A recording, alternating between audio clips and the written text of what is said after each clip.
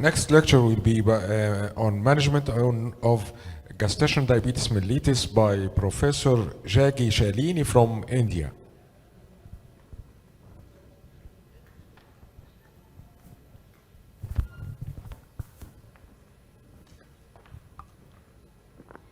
Good afternoon, everyone, and many thanks to Professor Inas, Dr. Mohammed, and Team ASD for having us here. It's been a pleasure visiting Cairo, and I love the city. So the task assigned to me is talking on the management of gestational diabetes, and we've had one lecture earlier as well. Before I start, my slides are not changing.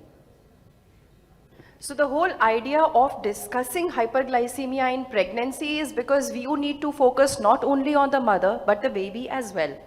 Whenever there is hyperglycemia in pregnancy, especially when we talk of gestational diabetes, the impact is not only in the current pregnancy, but also the future pregnancy because of the risk of future diabetes and future GDM in a subsequent pregnancy as well. And we know a diagnosis of gestational diabetes is associated with a high risk of maternal and perinatal mortality as well as morbidity and poor pregnancy outcomes, and therefore you need to screen, you need to treat, and if possible prevent in a subsequent pregnancy as well. And for the baby who is exposed to hyperglycemia in pregnancy, there is again an increased incidence of developing obesity, diabetes, and metabolic syndrome. So it's basically two generations that are at risk, the mother and her offspring, and that is why it is important to talk about GDM, to know about GDM, and to manage GDM.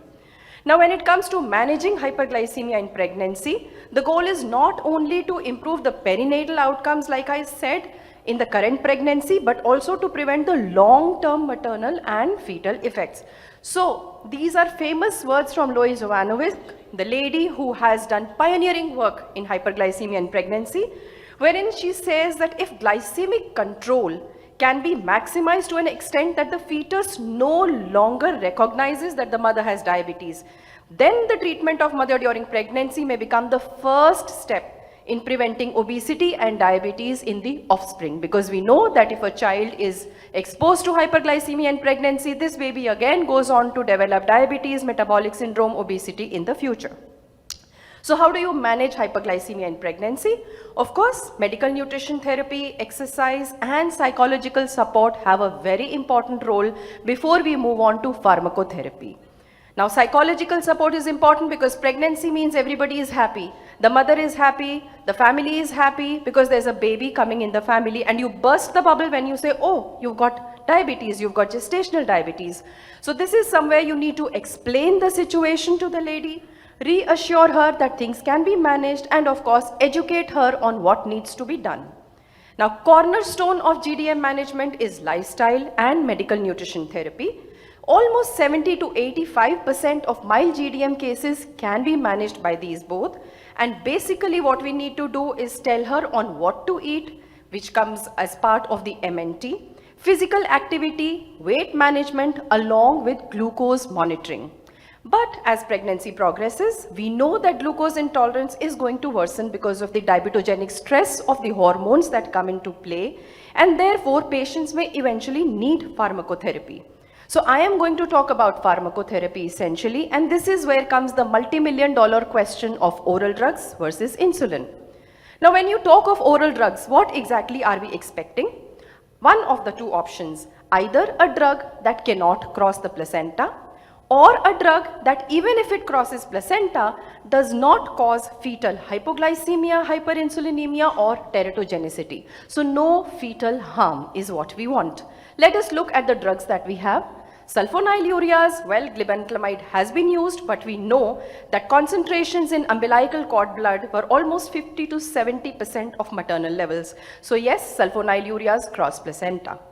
Glibenclamide again was associated with higher rates of neonatal hypoglycemia and macrosomia in comparison to insulin and metformin. Long-term safety data is lacking. And like we heard in the morning, there's no data on gliclazide and glimepiride in pregnancy. So when it comes to sulfonylureas, the class as a whole, they are no more recommended for use in pregnancy. Alpha-glucosidase inhibitors, essentially if you talk of acarbose, again, only 2% is absorbed as an active drug. High doses have not been found to be teratogenic.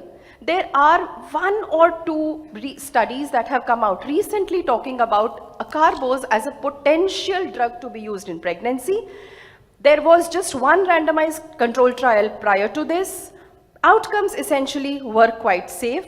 But yes, with these drugs, GI side effects can be a problem. So acarbose does seem to be a promising candidate, but as of now, most of the guidelines are silent when it comes to using acarbose, and we are collecting our data in India, and hopefully we should be able to have some more data soon. Now, glitazones, we know they cross placenta. There have been a lot of case studies that have talked about embryo-fetal toxicity, and therefore these are not recommended. Gliptins, again, there is no randomized controlled trial. A few scattered studies here and there, again talking of mixed results, and therefore no indication for use of DPP-4s in pregnancy. Meglitinides, no human pregnancy data when it comes to nataglinide. 8 pregnancy data I could find in literature on use of repaglinide. Again, no birth defects or other toxicities noted. Animal data suggests low risk, but yes, they are not recommended as yet. SGLTs, again, no data on pregnancy, no recommendation. Coming to metformin in pregnancy, we know metformin has been used in pregnancy. We've had numerous studies, half of them telling them metformin is safe, half of them saying there are some issues, so I'm going to talk on them just very briefly. Metformin, we know, readily crosses placenta, but we know it is non-teratogenic. Metformin is excreted in breast milk, but the estimated infant dose is less than 0.3% of the mother's weight-adjusted dose. No metformin was detected in breastfed infants' plasma. No adverse effects were noted on breastfed infants, and the whole story of metformin in pregnancy came from the mixed study where it was found to be essentially safe. However, we need to understand metformin use may be associated with lower risk of neonatal hypoglycemia and less maternal weight gain, but a slight increased incidence of prematurity. So this is a meta-analysis comparing metformin and insulin, clearly telling you no major adverse events noted with metformin. So there are a few positives with metformin, like I said, although no difference in primary outcomes, but essentially mothers on metformin eventually towards later pregnancy do need insulin. Again, like I said, less weight gain in women with GDM who are on metformin, but reduction in severe hypoglycemia and PIH also noticed in few studies.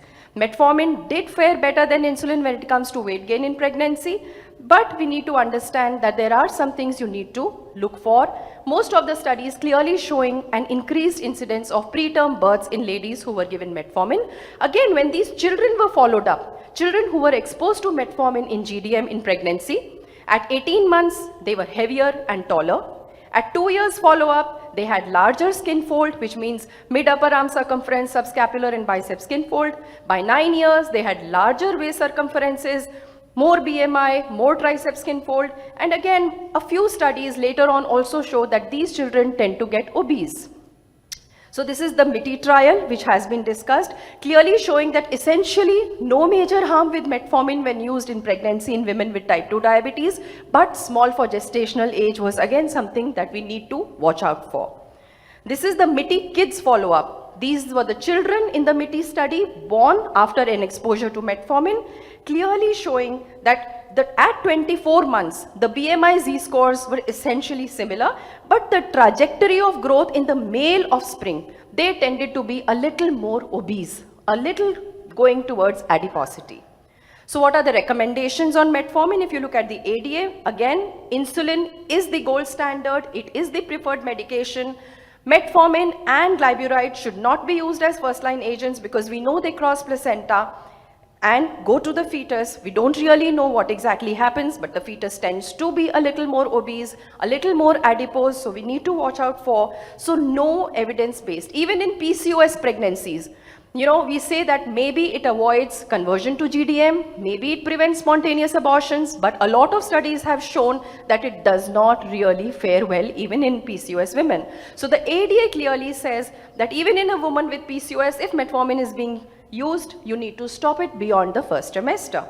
So metformin has been associated with a lower risk of neonatal hypoglycemia and less maternal weight gain compared to insulin in most of the systemic reviews, but it crosses placenta. Umbilical cord blood levels of metformin are high compared to the maternal levels, and this is something that more data is required for.